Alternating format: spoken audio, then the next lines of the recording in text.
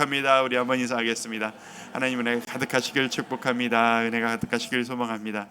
참 신기한 게 여러분의 얼굴이 슬슬 힘이 빠져갈 때가 돼 가시는데 눈이 약간 풀려 보이는 분들은 중간중간 있으세요. 그럼에도 불구하고 항상 생기 있는 표정으로 이 자리에 나오신 우리 성도 여러분들 바라볼 때 하나님의 은혜가 우리에게 있구나 진심으로 감사하게 되는 것 같습니다. 하루하루 특세가 진행되어지면서 이제 벌써 목요일이네요. 이제 금요일, 토요일 이틀 남았게 되었습니다. 참 하루하루 진행되어지면서 말씀을 전하는 저에게 가장 큰 은혜가 있는 것 같고, 하나님께서 사실 어젯밤에 이따가 설교 나누면서 간단하게 말씀드리겠습니다만, 어저께 밤이 저에게는 참 전환점 같은 중요한 날이었습니다. 특세를 진행하면서 여러분을 위해 기도하면서 또 기도를 인도하면서 우리가 이 기도 응답을 위해서 무엇을 구할 것인가, 그리고 우리의 역할은 무엇인가를 많이 생각하는 시간을 저도 보내고 있는데, 우리 성도님들의 삶과 가정 가운데 놀라운 전환점이 은혜가 가득하셨으면 좋겠습니다. 오늘도 간식 받아가시면서 맛있게 드시고요, 우리 간식에 후원해 주시고 동참해 주신 그 마음에, 우리 내 가족들을 먹이고 싶으신 그 마음에 진심으로 감사드립니다. 하루하루 감사하는 마음으로 이게 동참해 주신 누군가 베풀어 주신 우리 성도님들의, 익명의 성도님들의 그 도움으로 오늘도 이런 양식을 먹습니다. 감사하는 마음으로 드셔 주셨으면 좋겠습니다. 교회 게시판에 은혜 나눔 나눠 주십시오. 이게 아직은 소수이지만 이제 사실 이름을 걸고 마음 나누고 이제 간증을 한다는 것이 그렇게 쉽지 않은 일임을 알고 있습니다. 그럼에도 불구하고 마음 다해서 먼저 적어주신 여러분들께 진심으로 감사를 드립니다. 어제 그 간증을 읽어봤어요. 이제 그 감사한 고백들이 있더라고요. 그 이제 언젠가 생각해 보니까 옛날에 이런 특별 새벽 기도회 같은 이런 일이 있을 때마다 온 가족이 함께 나와서 기도하는 것이 평생의 소원이었던 때가 있었구나. 근데 우리가 이걸 일상같이 지금 하고 있네요 라고 하면서 감사하는 마음으로 적어주신 그런 모습들, 그리고 이제 그 어저께 간증해 주신 집사님 있으셨잖아요. 그분의 바나바로 섬기셨던 분께서 우리 교회 처음 오셔서 감사함으로 섬기고 기도해 드렸는데 앞에 서서 찬양하고 간증하시는 걸 보니까 얼마나 기쁜지 모르겠습니다. 적어주신 그 내용들을 보면서 참 우리에게 감사의 제목들이 많구나 라는 생각을 하게 됐습니다. 짧은 한두 줄이라도 괜찮습니다. 여러분에게 감사와 은혜 내용 있으시면 적어주시면 함께 나누고 기쁨 누리도록 하겠습니다. 보니까 이제 이벤트에 적극적으로 반응을 하시더라고요. 은혜도 참 좋은데 역시 이 새벽에는 이벤트다. 이제 사진 가지고 이거 누구일까요? 뭐 이런 것도 있고 있었는데, 이벤트를 한 번, 두 번 정도 더 한번 만들어서 올리도록 할 테니까 열심히 또 상품도 드릴 테니까 그렇게 하도록 하겠습니다. 여러분이 광고를 들으시니까 이제 그 찬양하시던 그 기운이 조금씩 빠져가시는 게 느껴집니다. 모두 다 잘해서 한번 일어나시겠습니다. 모두 다 잘해서 일어나셔서 오늘도 기지개 한번 쭉 한번 펴고 시작하겠습니다. 깍지 끼고 머리 길어 쭉 한번 미시고, 가정에서 온라인으로 하시는 분들도 같이 한번 하시죠. 자, 오른쪽으로 왼쪽으로 뒤로 한번 하시고, 자 어깨 한번 돌려주시고, 자 목을 한번 풀어주시는데, 자 목을 위로 한번, 위로 아래로, 자 시계 방향으로 한번 돌려주세요. 반대로 한번 돌리겠습니다. 오케이, 좋습니다. 안 하면 섭섭하죠. 자 위양, 자 앞에 분들 안마하시도록 하겠습니다. 이게 이성으로 둘러싸인 분들이 이게 어제 혼자 계시던 분이 있으시던데 찾아가서 같이 하면 하나, 둘, 셋, 넷, 다섯, 여섯, 일곱. 감사합니다. 뒤로 돌아서 자 받은 만큼 전해드립니다. 하나, 둘, 셋, 넷, 다섯, 여섯, 일곱, 여덟. 감사합니다. 자 자리에 앉으시면 되겠습니다. 부부끼리는 이성이어도 하셔도 되는데 굳이 마다하시는 모습을 보면 모범이 되시려고 애쓰시는 그 마음에 감사하는 마음을 갖습니다. 자, 오늘 우리에게 주신 말씀 함께 읽으면서 하나님의 은혜를 좀 나누도록 하겠습니다. 오늘은 시편 121편입니다. 시편 121편 1절부터 8절까지 말씀입니다. 우리 한 절씩 교독하면서 읽도록 할까요? 1절부터 읽습니다. 내가 산을 향하여 눈을 들리라. 나의 도움이 어디서 올까?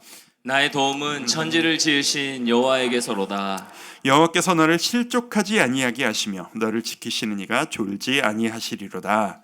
이스라엘을 지키시는 이는 졸지도 아니하시고 주무시지도 아니하시리로다.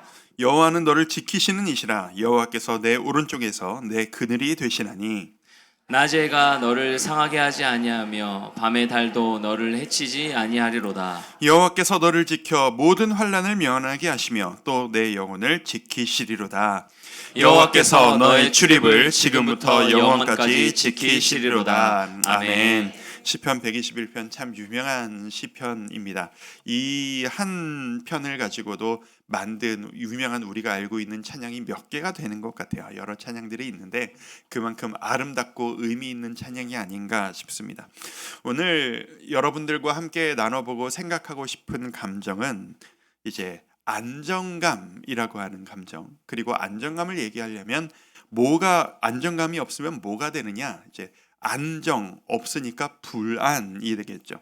불안, 안정, 이 감정에 대해서 한번 생각해보고 그것에 대해서 말씀해 주시는 하나님의 음성에 대해 한번 생각해 보려고 합니다. 이 불안이라고 하니까 그런 생각이 들더라고요. 우리 월요일에 두려움에 대해서 다뤘잖아요. 두려움과 불안이 같은가 다른가? 분명히 다릅니다. 이게 그 정신의학적으로 보면은 저도 이번에 그 특세를 진행하면서 감정에 대한 것들을 참 자료를 많이 찾아봤거든요. 많은 자료를 찾아봤는데 불안과 감정을 분리를 하더라고요. 두려움은 뭐냐 하면은요, 이제 이런 겁니다. 두려움은 내 앞에 눈에 보이는 뭔가가 있는 거예요. 내가 해결해야 될 어떤 일이 있고 그것을 잘할 수 있을까? 안 되면 어떡하지? 이게 두려움이고요. 이게 정신과 의사들이 말하는 불안은 이것과는 좀 다릅니다. 실체가 눈앞에 없는 거예요. 막연한 거예요. 저걸 어떻게 하지가 아니고 나한테 이런 일이 일어나면 어떡하지? 라고 하는 실체가 없는 눌림, 그걸 불안이라고 하더라고요. 접근 방법도 해결도 다르다고 이야기하는 걸 봤습니다. 뭐 예를 들면 뭐 이런 겁니다. 요즘 이제 우리 교회 가장 큰 이슈 중에 하나가 자꾸 비가 새잖아요. 이제 비가 새고 여러분 앉으실 때 비가 안 떨어지길 바라는데 입구에도 들어올 때면 비 떨어져서 막 천장 뚫리고 뭐 이런 게 계속 있죠. 공사를 지금 계속 하고 있는데 이게 안 잡히는 거예요. 자, 이걸 보면 이 비 새는 문제를 어떻게 해결을 해야 되지? 이 문제가 이 비가 새서 성도님들 예배 드리시는데 방해가 되면 어떡하지? 이걸 어떻게 공사를 하고 문제를 어떻게 찾지? 지금 찾고 있습니다. 너무 걱정하지 마세요. 기다려주시면 됩니다. 자, 어쨌든 이런 식으로 걱정하는 게 두려움입니다. 굳이 대입하자면. 그런데 불안은 뭐냐면, 근데 이 비가 새는 거를 내가 아까 건물주인한테 이렇게 고쳐달라고 얘기를 했는데 왜 나를 그렇게 봤지? 내가 무슨 말을 잘못했나? 나 때문에 교회가 욕을 먹으면 어떡하지? 우리 교회에 불이익이 생기면 어떡하지? 이러다가 우리 교회가 나 때문에 안 좋은 일이 생기면 어떡하지? 이게 불안이에요. 일어난 어떤 일이 아니라 막연한 일어난 일이 아닌 것에 대한 그 불안한 증세, 그걸 불안이라고 얘기하더라고요. 사실 이 불안 증세라는 것은 이 현대인들에게는 고질병 같은 증상입니다.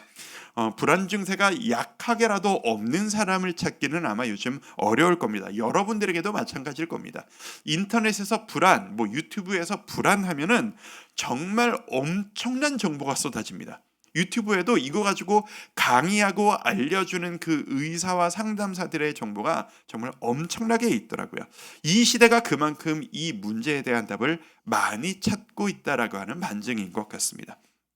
제가 20년간 사역을 하면서 제 역할이 이것이기 때문에 또 분당구리교회라고 하는 교회가 끊임없이 성도님들을 만나서 하루에도 막 대여섯 건씩 이렇게 신방을 하고 성도님들과 대화하는 게 제 주 일이었기 때문에 정말 많은 성도님들의 불안함, 이것을 해결하고 싶은 그 심정, 나도 안정감을 찾고 싶습니다. 이제 그만 불안하고 싶어요. 라고 하는 이야기를 정말 많이 들어왔습니다. 그분들의 이야기를 들어드리고 또 그분들을 위해서 기도해드리면서 제가 깨달은 것 하나가 있어요.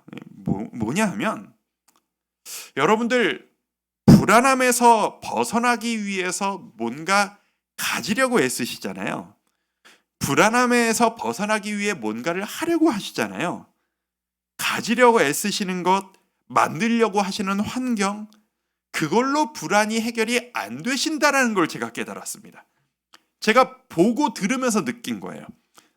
이 불안이라고 하는 것이 무엇을 가지고 있느냐의 문제가 아니더라고요. 이 불안은 태도의 문제인 거예요.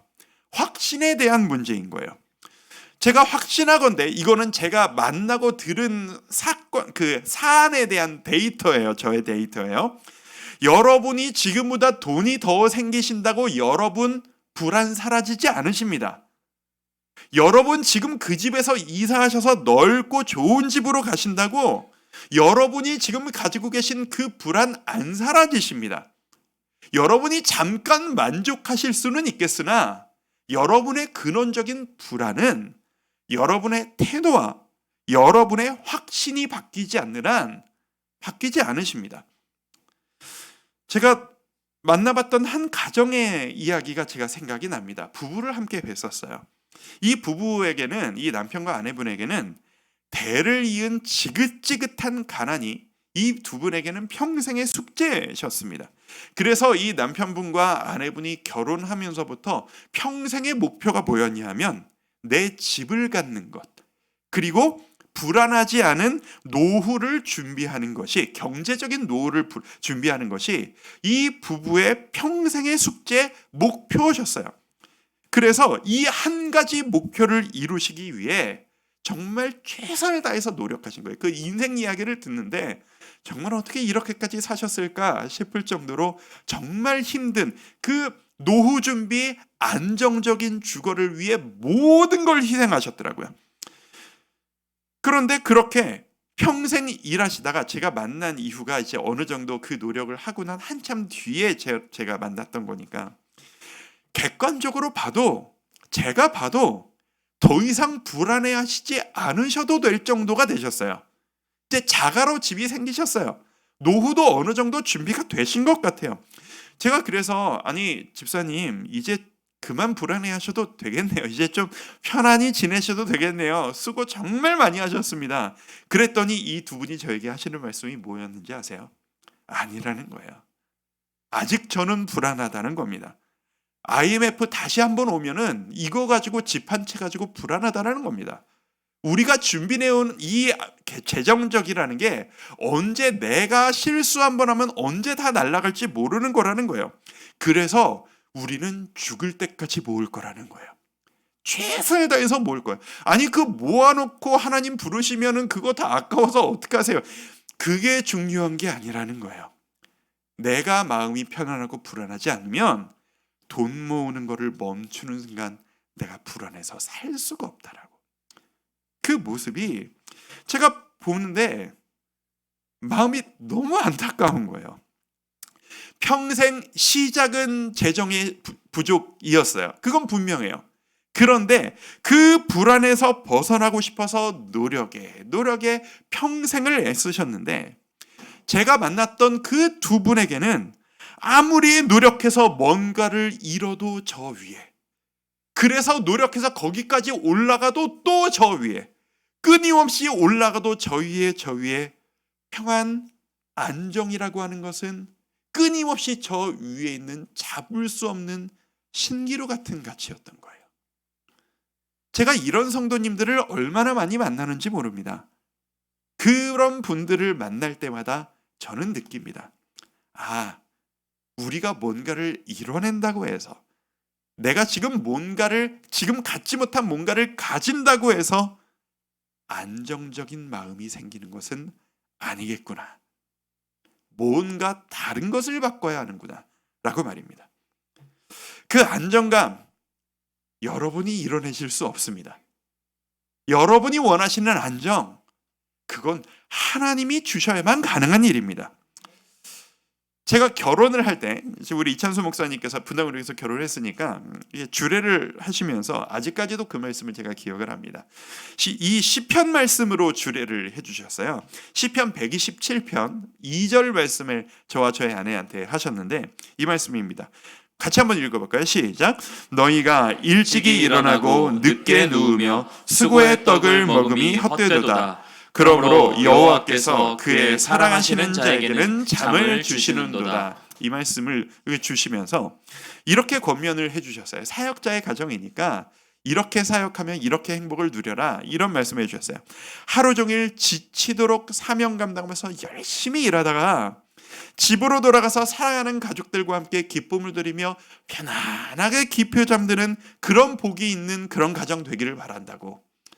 말씀을 들으면서 너무 감사했지만 그게 그 당시에는 이게 얼마나 중요한 일인지를 몰랐거든요.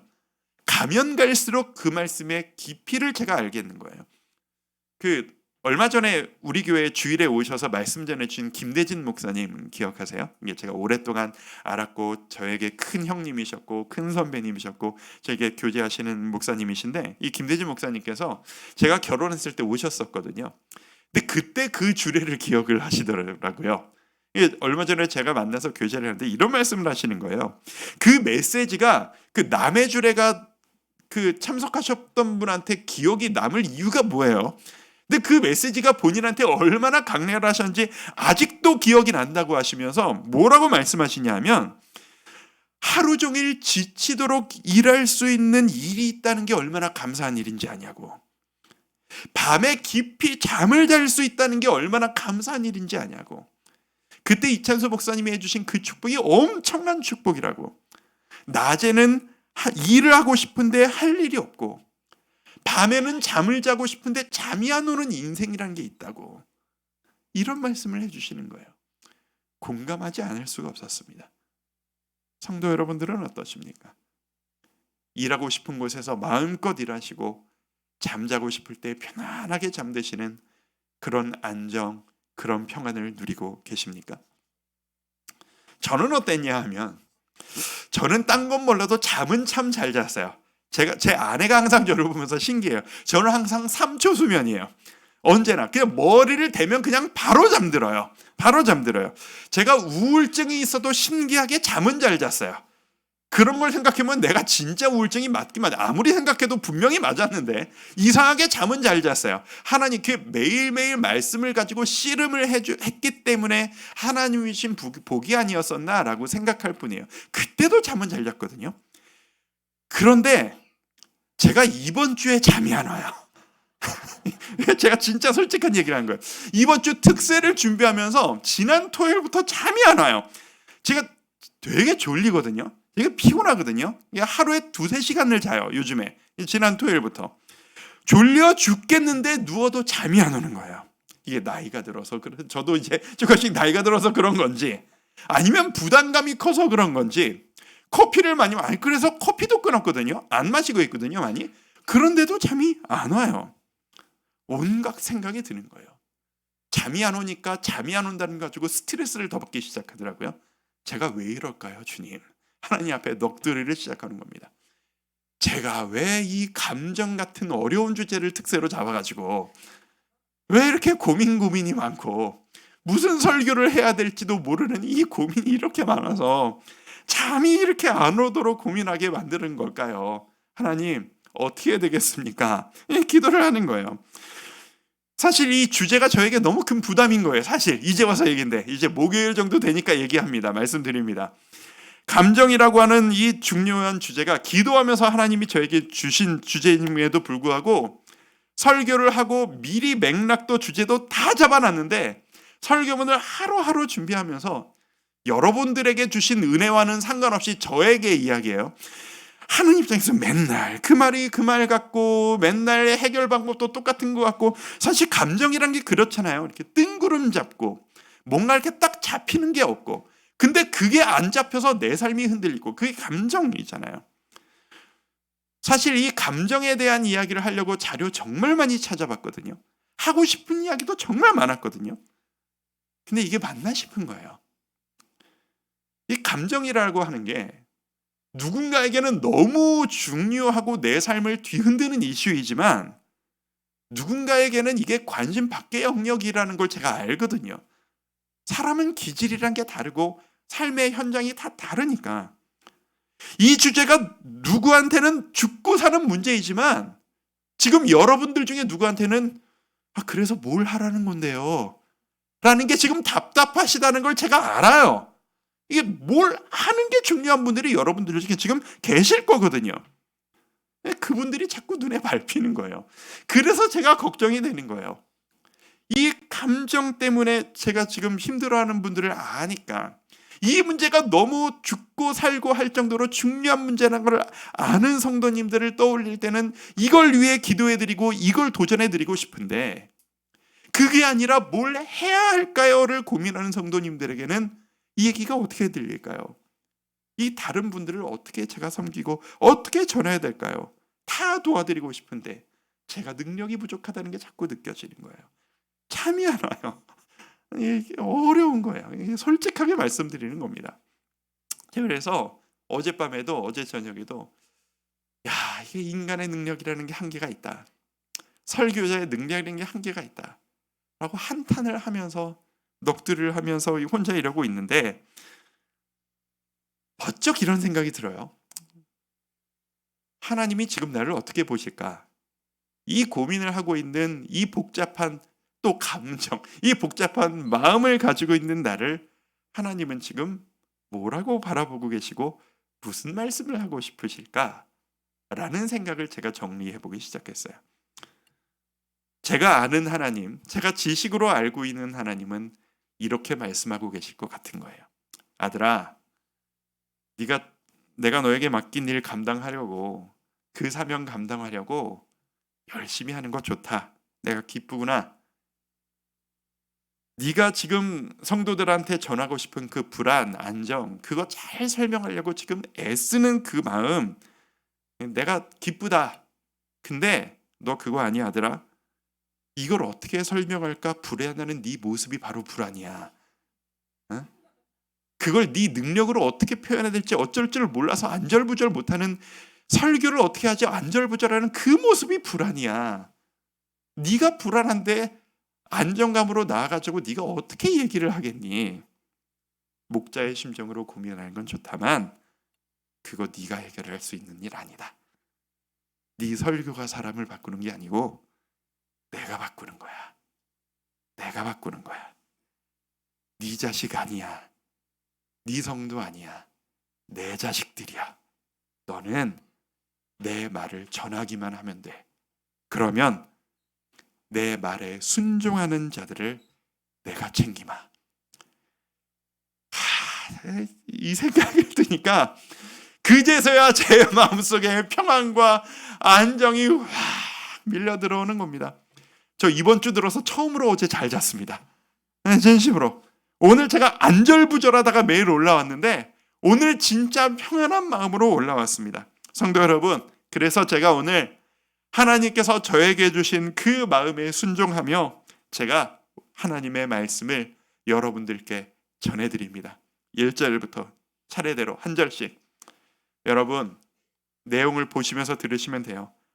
어디서 도움을 얻으시겠습니까? 어디에서 안정을 찾으시겠습니까? 2절. 여러분을 도우시고 변화시킬 수 있는 분은 오직 여호와 하나님뿐이심을 믿으시기를 바랍니다. 3절. 세상이 여러분을 불안하게 만들고 뒤흔들어도, 다가올 미래가 불안해서 여러분 잠을 못 주무신다 해도 걱정하지 마십시오. 하나님이 여러분이 완전히 쓰러지기까지 방치하지 않으실 것을 믿습니다. 4절. 왜 불안하지 않으실 수 있는지 아세요? 여러분을 도우실 그 하나님은 쉬지 않고 잠도 주무시지 않으시고 여러분만 바라보고 계시기 때문입니다. 여러분이 하나님의 눈길에서 벗어나는 일은 단 한순간도 없을 것이기 때문입니다. 5절. 그러니 하나님의 자녀된 여러분, 믿으십시오. 하나님이 여러분을 지켜주십니다. 하나님이 여러분에게 그늘이 되어주십니다. 6절. 태양같이 가장 강렬한 존재가 여러분을 뒤흔든다 해도, 달같이 절대적인 존재가 여러분을 두렵게 한다 해도 세상 그 무엇도 하나님의 자녀를 절대 건드리지 못할 것입니다. 7절. 하나님께서 여러분을 이 세상의 환난과 재앙으로부터 지켜주실 것입니다. 그분이 여러분의 생명을 보호하실 것입니다. 마지막 8절. 여호와 하나님은 지금부터 영원까지 여러분과 함께 계십니다. 이것이 사실입니다. 하나님은 여러분을 지켜주실 것입니다. 그러니 평안하십시오. 말씀대로 되실 것이라 믿습니다. 안 믿어지시면 오늘의 이 말씀을 무한반복해서 읽으시고 외치시고 선포하십시오. 이 말씀은 하나님의 말씀입니다. 이 말씀을 여러분이 인정하시고 받아들이시는 만큼 여러분에게 이루어지실 것을 믿으시길 바랍니다. 그래서 우리에게 찬양이 중요합니다. 고백하는 것이 중요합니다. 불안하세요? 어려우세요? 걱정되세요? 매달려서 발버둥이라고 쳐셔야 될 것 아닙니까? 그냥 그대로 멍하니 앉아 계시면 아무 일도 일어나지 않습니다. 아무 일도 일어나지 않습니다. 사랑하는 성도 여러분, 하나님의 자녀된 성도 여러분, 여러분들을 진심으로 축복해 드리고 싶습니다.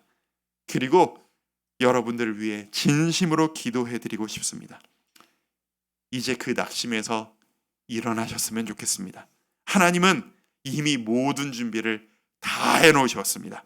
여러분이 네 주님 말씀대로 하겠습니다 라고 하시기만 하면 하나님은 여러분의 인생을 책임지실 것이라 저는 진심으로 믿습니다. 여러분의 인생을 하나님께 맡기시겠습니까? 여러분의 인생 하나님을 찬양하며 한 걸음 한 걸음 나아가시겠습니까?